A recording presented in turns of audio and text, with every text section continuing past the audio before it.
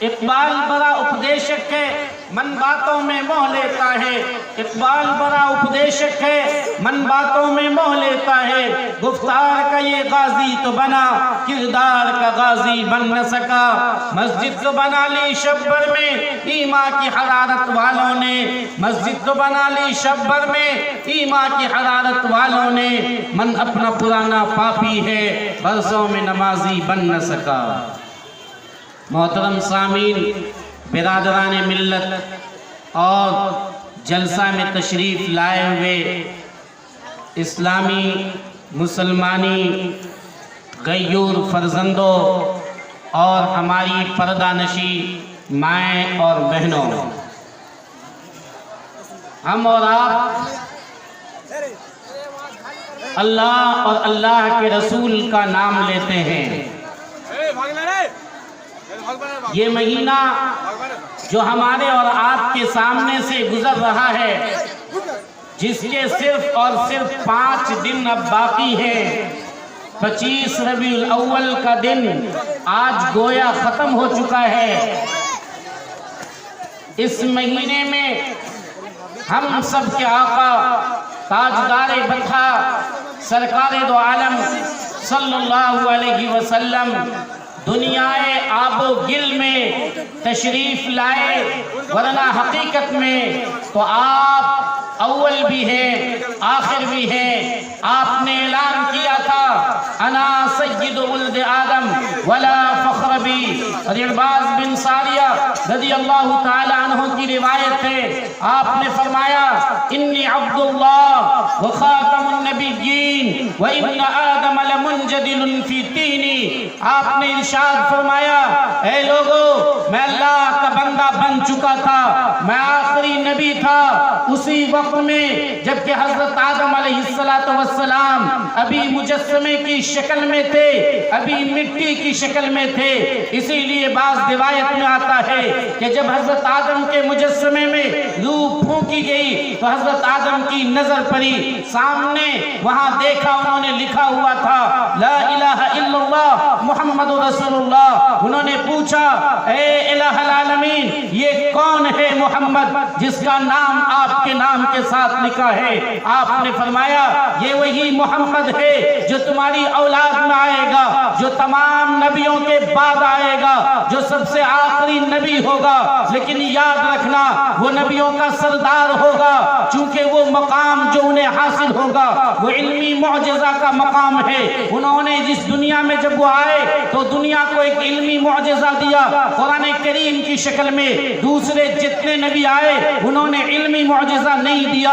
انہوں نے عملی معجزہ دیا۔ کسی نے لاٹھی پھینکی تو وہ سانپ بن گیا، کسی نے اپنے ہاتھ کو دکھایا تو اس سے روشنی ہو گئی، مردوں پہ ہاتھ پھیرا کہا قم باذن اللہ، مردے اٹھ کر کھڑے ہو گئے۔ ایک کور کی بیماری پر اپنا ہاتھ حضرت عیسیٰ نے پھیرا تو ان کا مرض ٹھیک ہو گیا۔ جتنے انبیاء آئے انہوں نے عملی معجزہ پیش کیا، لیکن آقا و مولا نبی کریم صلی اللہ علیہ وسلم آئے تو انہوں نے علمی معجزہ پیش کیا۔ دلیل میں آپ کو بتلاتا ہوں، ایک کارخانہ ہے جہاں کام کرنے والے آتے ہیں، مزدور صبح سے لگا رہتا ہے، شام تک کام کرتا رہتا ہے۔ جب شام کو جاتا ہے کارخانے سے اسے 300 روپے ملتے ہیں، 300 روپے لے کر جاتا ہے، لیکن اسی بیچ میں ایک آدمی آتا ہے جو 4 ویلر پہ سوار ہوتا ہے، وہ اندر داخل ہوتا ہے، اندر داخل ہوتے ہوئے اسے ایک کرسی ملتی ہے، وہ اے سی روم میں بیٹھا رہتا ہے، دن بھر وہ کچھ دیر 1-2 گھنٹے یا 3 گھنٹے بیٹھا رہتا ہے، کچھ لکھتا رہتا ہے، کمپیوٹر پہ کچھ لکھتا ہے، پھر وہاں سے چلا جاتا ہے، اسے کم سے کم 2000 روپے ایک دن کا ملتا ہے۔ ایسا کیوں ہے؟ وہ مزدور جو کارخانہ آیا تھا وہ صبح سے شام تک کھٹتا رہا، پسینہ چوتا رہا، اس نے محنتیں کی ہے، اس نے اس کارخانے کو بڑھانے میں، کارخانے کی چیزوں کو آگے بڑھانے میں اس نے تگ و دو کی ہے، لیکن وہ ایک آدمی جو 4 ویلر پہ سوار ہو کر آتا ہے، اے سی روم میں بیٹھا ہوا ہے اور صرف چند گھنٹے بیٹھ کر قلم چلاتا ہے، یہ 300 روپے لیتا ہے، وہ 2000 روپے لے کر جاتا ہے۔ کیوں؟ اس لیے کہ وہ انجینئر ہے، اس لیے کہ اس نے علم حاصل کیا ہے، اس لیے کہ اس نے پڑھائی کی ہے، اس لیے کہ اس نے تعلیم حاصل کی ہے، اس لیے کہ اس نے شکشا حاصل کیا ہے۔ اور وہ مزدور وہ علم حاصل نہیں کیا، وہ عمل کر رہا ہے، وہ کام کر رہا ہے۔ جس کا علم ہوتا ہے اس کا مرتبہ بڑا ہوتا ہے، جس کا علم نہیں ہوتا اس کا مرتبہ چھوٹا ہوتا ہے۔ آقا و مولا نبی کریم صلی اللہ علیہ وسلم جب اس دنیا میں آئے، آپ کی نبوت کی ابتدا ہوئی سن 610 عیسوی کو۔ سب سے پہلی وحی جب آپ کے اوپر آئی تو یہ آئی اقرا بسم ربک الذی خلق، اقرا بسم ربک الذی خلق۔ اے نبی آپ پڑھیے، اللہ کے نام سے پڑھیے۔ آپ کی پہلی وحی میں تعلیم کا آغاز تھا، اور آپ نے جو دنیا کو معجزہ پیش کیا وہ قرآن کی شکل میں۔ معجزہ کسے کہتے ہیں ذرا آپ اندازہ لگائیے۔ معجزہ کہتے ہیں جس کو کوئی دوسرا نہ کر سکے، جس کو انسان انجام نہ دے سکے، وہ معجزہ ہے۔ آپ مثال لے لیجئے، میں نے ایک پگڑی باندھی ہے، آپ اس پگڑی کو باندھ سکتے ہیں، آپ کے امام صاحب باندھ سکتے ہیں، دوسرا آدمی کر سکتا ہے۔ اس لیے اس طرح کی پگڑی ہمارا یہ معجزہ نہیں ہے، لیکن یہ پگڑی جس سر پہ بندھی ہے، یہ جس طرح کی پیشانی ہے، یہاں پر جس طرح کا بال ہے، جتنا اونچا، جتنا موٹا، جتنا گول یہ سر ہے، جتنی اس میں عقل ہے، یہ کوئی انسان پیدا نہیں کر سکتا ہے۔ یہ پیدا کیا ہے اللہ تبارک و تعالی نے۔ یہ میرے پاس ہاتھ ہے، ہم نے ہاتھ کو اپنی طاقت سے گھمایا ہے، لیکن اس ہاتھ کو بنانے والی ذات صرف اللہ ہے۔ اگر کوئی اور آئے آپ کے سامنے، وہ انگلی ایسے کر سکتا ہے، لیکن وہ ہاتھ نہیں بنا سکتا ہے جس ہاتھ کو اللہ نے بنایا ہے۔ اگر کوئی دوسرا انسان اس جیسا ہاتھ نہیں بنا سکتا ہے تو یہ سمجھ لو کہ یہ ہاتھ اللہ نے بنایا ہے۔ یہ ہاتھ اللہ کا ایک معجزہ ہے جو دوسرا نہیں کر سکتا ہے۔ ٹھیک اسی طرح قرآن کریم کے بارے میں اللہ نے اعلان کر دیا، اللہ نے صاف کہا کہ اگر انسان اور جنات یہ سارے لوگ جمع ہو جائیں، ان کنتم فی ریب مما نزلنا علی عبدنا، میں نے جو اپنے بندے پر نازل کیا ہے قرآن کریم کو، اگر وہ ہمارے بندے پہ جو اترا ہے قرآن کریم، اگر تمہیں اس میں شک ہے، دنیا کی کوئی طاقت انسان اور جنات جمع ہو جائے، وہ اس جیسا لانا چاہے وہ نہیں لا سکتا ہے۔ اس کے ایک ٹکڑے کو نہیں لا سکتا، اس کی ایک آیت کو نہیں لا سکتا۔ پورا عرب جو عربی زبان بولتا تھا، جو عربی زبان ہمیشہ بولا کرتا تھا، اس کے سامنے جب آیت کا ایک ٹکڑا پیش کیا گیا، اِنَّا أَعْطَيْنَاكَ الْكَوْثَرَ فَصَلِّ لِرَبِّكَ وَانْحَرْ إِنَّ شَانِئَكَ هُوَ الْأَبْتَرُ۔ وہ سب سے بڑا شاعر جو عربی ٹھیک کیا کرتا تھا، جو عربی شعراء کے شعروں کو ٹھیک کیا کرتا تھا، جب اس نے خانہ کعبہ پہ وہ لکھا ہوا دیکھا، اِنَّا أَعْطَيْنَاكَ الْكَوْثَرَ فَصَلِّ لِرَبِّكَ وَانْحَرْ إِنَّ شَانِئَكَ هُوَ الْأَبْتَرُ۔ اس نے آگے لکھا، مَا هَذَا قَوْلُ الْبَشَرِ، یہ انسان کا کلام نہیں ہو سکتا ہے، یہ تو اس ذات کا کلام ہوگا جس نے اس پوری دنیا کو بنایا ہے۔ قرآن جیسا کوئی دوسرا نہیں لا سکا، پورا مکہ پوری دنیا اس سے عاجز ہو چکی ہے اور اس جیسا نہیں لا سکتا ہے۔ اس لیے قرآن معجزہ ہے اور وہ علمی معجزہ ہے، اس لیے میرے نبی کو سب سے اعلیٰ مقام حاصل ہے۔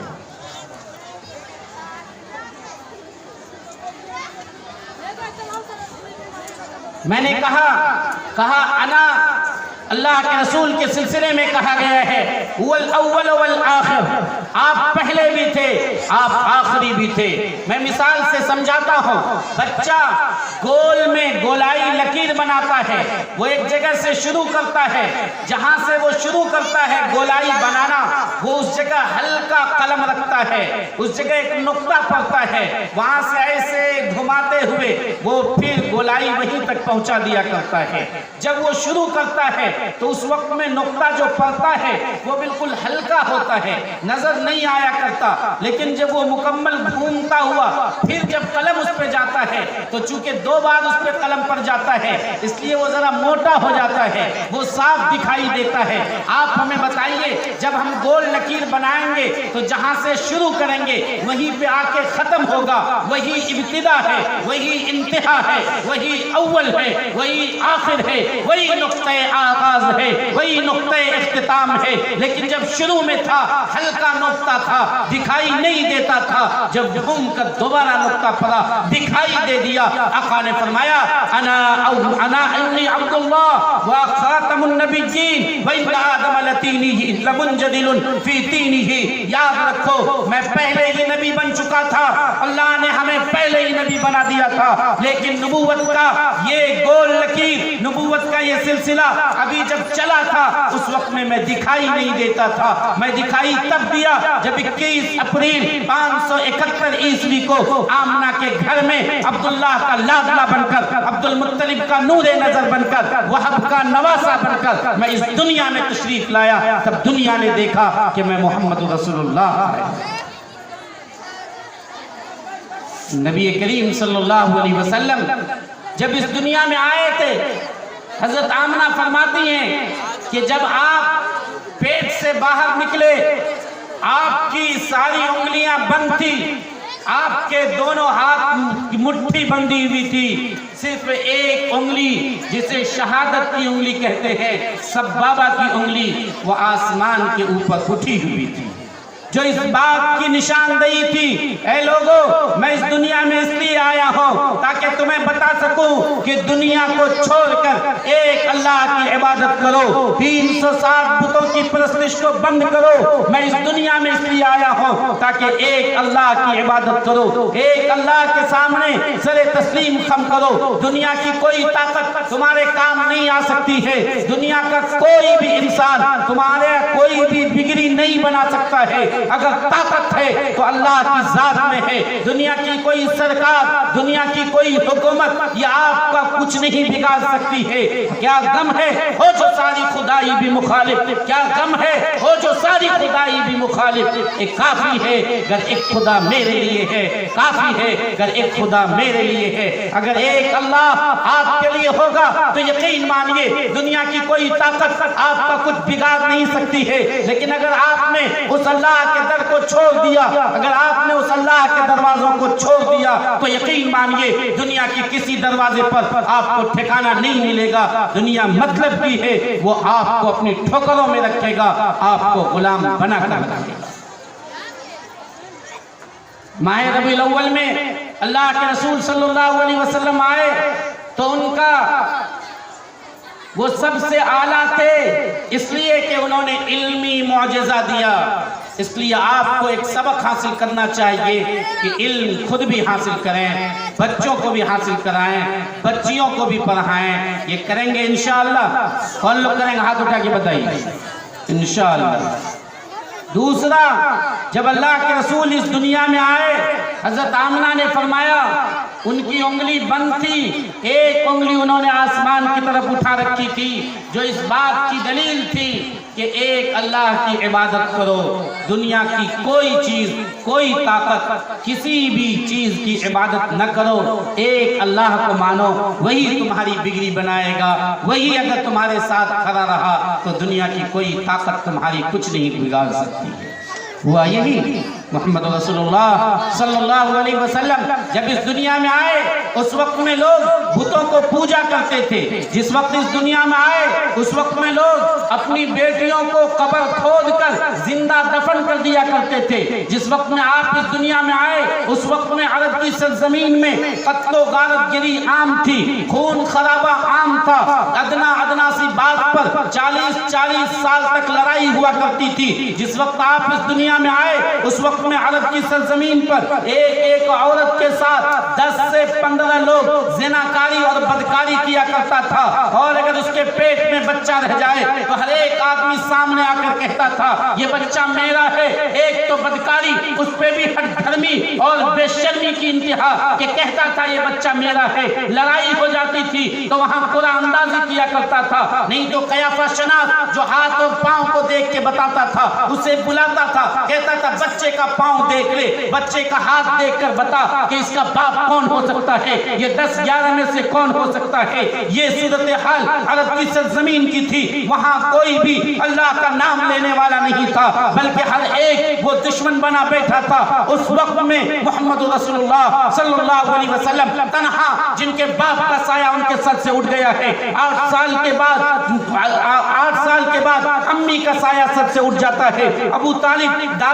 حضرت دادا عبد المطلب کا سایہ سر سے اٹھ جاتا ہے، تمام لوگ چلے جاتے ہیں، تنہے تنہا بغیر باپ کا بچہ ہے، بغیر ماں کا بچہ ہے، ساری دنیا کے سامنے انہوں نے ڈنڈے کی چوٹ سے اعلان کیا، لوگوں ایک اللہ کی عبادت کرو، یہ 360 بت جو تم خانے کعبہ میں رکھے ہوئے ہو، جس کے آگے پیچھے تم ننگے گھومتے ہو، ننگا طواف کرتے ہو، اس کو بند کرو، اپنی بیٹیوں کو زندہ دفن کرنا بند کرو، بدکاری کرنا بند کرو، زناکاری کو بند کرو، قتل و غارت گری کا بازار بند کرو، تم اپنے اندر امانت داری، وفاداری، اطاعت گزاری، وفا شعاری پیدا کرو، ایک اللہ کی عبادت گزاری پیدا کرو۔ انہوں نے یہ آواز لگائی، دھیرے دھیرے دھیرے دھیرے ایک نہیں ہزاروں ان کے ساتھ آئے، آپ نے یہ پیغام دے دیا، اے لوگوں اگر معاشرہ تمہارا مخالف ہے، ماحول تمہاری بات نہیں مانتا ہے، مخالفوں کے جھرمٹ میں رہ کر تم ایک اللہ کا گن گاتے رہو، خدا کی قسم اللہ تمہارا معاون پیدا کر دے گا،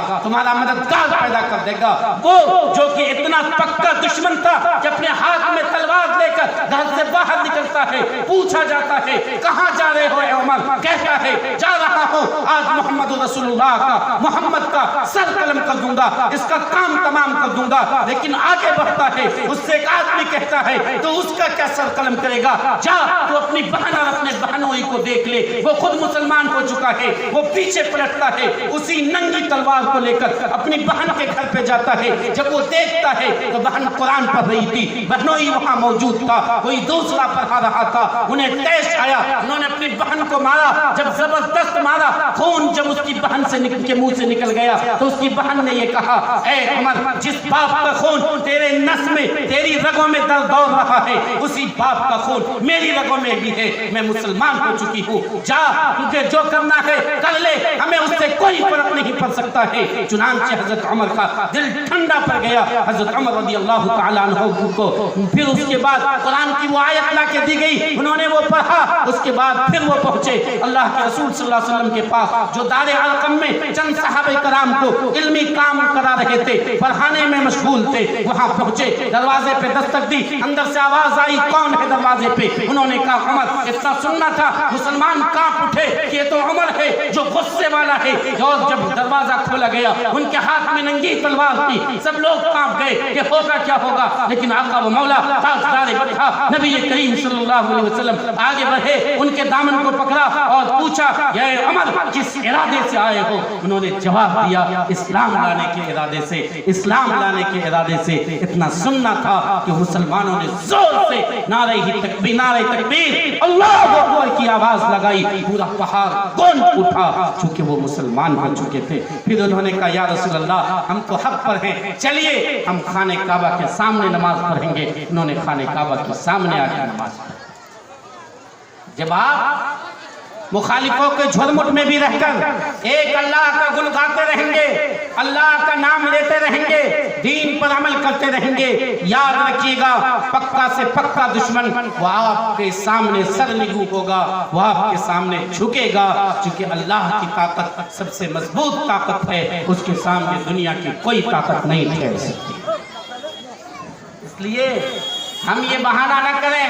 کہ ہمارے معاشرے میں یہ نہیں چلتا ہے، ہمارے ماحول میں یہ نہیں چلتا ہے، لوگ کہے گا ارے ابھی تو نوجوان ہو، ایک دم اچھا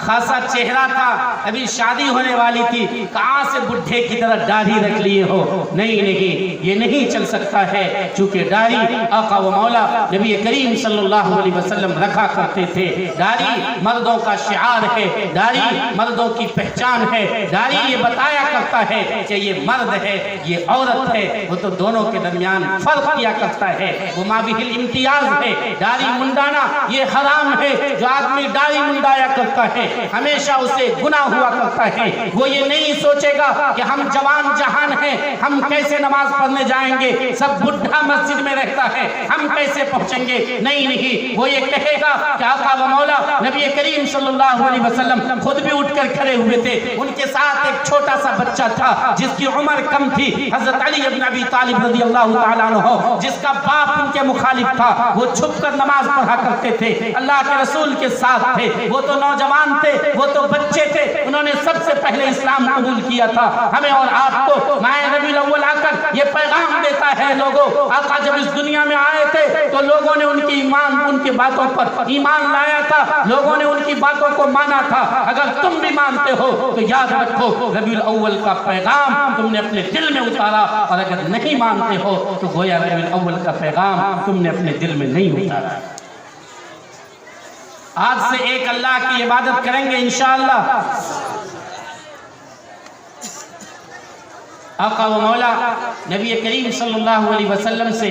کون لوگ محبت نہیں کرتے؟ ذرا ہاتھ اٹھا کے بتائیں، کون ایسے لوگ ہیں جو محبت نہیں کرتے؟ ہر ایک انسان کرتے ہیں، کیوں نہیں کریں؟ آپ نے فرمایا لا یؤمن احدکم حتی اکون احب الیہ من والدہ وولدہ والناس اجمعین، بخاری شریف کی روایت ہے۔ آپ نے فرمایا کہ تم میں سے کوئی آدمی اس وقت تک مسلمان نہیں بن سکتا، مومن نہیں ہو سکتا ہے، جب تک کہ اس کے دل میں میری محبت اس کی ماں سے زیادہ نہ ہو، اس کے باپ سے زیادہ نہ ہو، اس کی بیوی بچوں سے زیادہ نہ ہو، زمین جائیداد سے زیادہ نہ ہو۔ اگر دنیا کی تمام تر چیزوں کی محبت ترازو کے ایک پلڑے میں ڈالا جائے، آقا و مولا کی محبت ترازو کے دوسرے پلڑے میں ڈالا جائے، تو جس پلڑے میں محمد صلی اللہ علیہ وسلم کی محبت ہوگی اس کا وزن بڑھ جائے گا، اس کی قیمت بڑھ جائے گی، اور جس میں پوری دنیا کی محبت ہوگی اس کا وزن گھٹ جائے گا، وہ ہلکا ہو جائے گا، تو سمجھا جائے گا کہ تم مومن ہو، تم مسلمان ہو، ورنہ مسلمان نہیں ہو۔ لیکن مومن ہونے کا کیا مطلب؟ میں آپ کو بتلاتا ہوں۔ شعب الایمان بہقی کی روایت ہے، حضرت عبد الرحمن ابن ابی قراد کی ایک روایت ہے۔ آپ نے فرمایا ایک دن ہے جس دن میں آپ وضو فرما رہے تھے، آپ جب وضو کر رہے تھے تو آپ کے چہرے پر لگا ہوا پانی وہ زمین کی طرف جانا چاہتا تھا، صحابہ کرام آپ کو چاروں طرف سے گھیرے ہوئے تھے، آپ کا وہ پانی جو منہ سے لگ کر زمین پہ جا رہا تھا، وہ لوگ لپک لپک کر اپنے ہاتھ میں اس پانی کو لے لیتے تھے، جو اس پانی تک نہیں پہنچ پاتے وہ اپنے دوسرے ساتھی کے بھیگے ہوئے ہاتھ کو اپنے ہاتھ میں لے کر ملتے تھے، اور پھر اس کے بعد اپنے بدن پر پورا لگا لیا کرتے تھے۔ آپ کے بدن کا لگا ہوا پانی کا ایک ایک قطرہ وہ زمین پہ نہیں جا رہا تھا، بلکہ صحابہ کرام اسے اپنے ہاتھوں میں لے کر اپنے بدنوں پر مل رہے تھے، اپنے سروں پہ مل رہے تھے۔ آپ ہاتھ دھو رہے تھے، ہاتھ سے لگا ہوا پانی زمین پہ نہیں جا رہا تھا، صحابہ کرام لپک لپک کر اس پانی کو اپنے ہاتھ میں لے لیتے تھے۔ آپ کے پاؤں کا دھویا ہوا پانی وہ زمین پہ نہیں جا رہا تھا، وہ سارا غسالہ صحابہ کرام اپنے ہاتھ پہ لیتے تھے اور اپنے بدن پہ ملتے تھے۔ آپ نے دیکھا کہ صحابہ کی محبت کا یہ عالم ہے کہ ہمارے بدن کا لگا ہوا پانی وہ زمین پہ گر نہیں پاتا، وہ لوگ ہاتھ میں لے رہے ہیں۔ آپ نے فرمایا ما یحملکم علی ھذا ما یحملکم علی ھذا، اے لوگو تم ایسا کیوں کر رہے ہو، تم ایسا کر کیوں رہے ہو؟ ان لوگوں نے جواب دیا حب اللہ و حب رسولی، اس لیے کر رہا ہوں کہ اللہ سے محبت ہے، اللہ کے رسول سے محبت ہے، اس لیے ہم کر رہے ہیں۔ آپ نے کیا فرمایا؟ آپ نے فرمایا لوگو پانی ملنے سے محبت کا حق ادا نہیں ہوگا، پانی ملنے سے محبت کا حق ادا نہیں ہوگا۔ من سرہ ان یحب اللہ ورسولہ، جو یہ چاہتا ہے کہ وہ اللہ سے محبت کرے، اللہ کے رسول سے محبت کرے، وہ اس کام کو کرے جو میں کہتا ہوں، اور اگر وہ کرتا ہے تو مجھ سے محبت کرنے والا ہے، جو نہیں کرتا ہے وہ مجھ سے محبت کرنے والا نہیں ہے۔ ترمذی شریف کی روایت ہے، آپ نے فرمایا من احب سنتی فقد احبنی، جس نے میری سنت سے محبت کی، جو میری بات مانا، جو میرے طریقے پہ چلا، وہ مجھ سے محبت کرنے والا ہے، جو میرے طریقے پہ نہیں چلا وہ مجھ سے محبت کرنے والا نہیں۔ اب آپ بتائیے کہ کون لوگ ہیں جو اللہ کے رسول کے بتائے ہوئے طریقے پہ چلیں گے؟ ذرا ہاتھ اٹھا کے بتائیے، بولیے انشاءاللہ۔ آپ نے فرمایا اکفلوا لی بست اکفلوا لکم بالجنہ، آپ نے ارشاد فرمایا، الترغیب والترہیب للمنذری کی روایت ہے، جلد نمبر 4 صفحہ نمبر 1 پر، یہ پہلی روایت ہے۔ حضرت ابو ہریرہ فرماتے ہیں، اقبلونی بست اقبلو لکم بالجنہ، اے لوگو تم لوگ میرے لیے 6 بات پہ عمل کرنے کی گارنٹی لے لو، ہمیں ضمانت دے دو، ہمارے سامنے ذمہ داری قبول کر لو کہ تم 6 باتوں پہ عمل کرو گے۔ اقبلو لکم بالجنہ، میں کل قیامت کے دن تمہیں جنت میں داخل کرانے کی ذمہ داری لیتا ہوں، گارنٹی لیتا ہوں، میں تمہیں جنت میں داخل کرا کے رہوں گا۔ لیکن یقین مانو کہ یہ ذمہ داری کون لے رہا ہے؟ محمد رسول اللہ صلی اللہ علیہ وسلم لے رہے ہیں۔ اگر دنیا کا کوئی انسان اس بات کی گارنٹی لیتا ہے کہ آؤ، اگر تم میرے گھر پہ آؤ گے میں تمہیں 2000 روپے دوں گا، ہمیں اس پہ یقین آ جاتا ہے، ہمیں اس پہ اعتماد آ جاتا ہے۔ یہ گارنٹی کون لے رہا ہے؟ وہ لے رہا ہے جس کے لیے زمین بنی ہے، زماں بنا ہے، مکی بنی ہے، مکان بنا ہے، وہی وجہ کن فقہ ہے۔ اگر وہ نہ ہوتے، ہم نہ ہوتے، آپ نہ ہوتے، زمین نہ ہوتی، زماں نہ ہوتا، مکی نہ ہوتی، چاند کی چاندنی نہ ہوتی، سورج کی روشنی نہیں ہوتی۔ دوستو اور بھی مزید ویڈیو اگر آپ دیکھنا چاہتے ہیں تو سب سے پہلے چینل کو سبسکرائب کریں، لائک کریں، اور اگر آپ کے من میں کوئی سوال ہے کامنٹ باکس میں ضرور دیں۔ پھر ملتے ہیں اگلے ویڈیو میں۔ خدا حافظ۔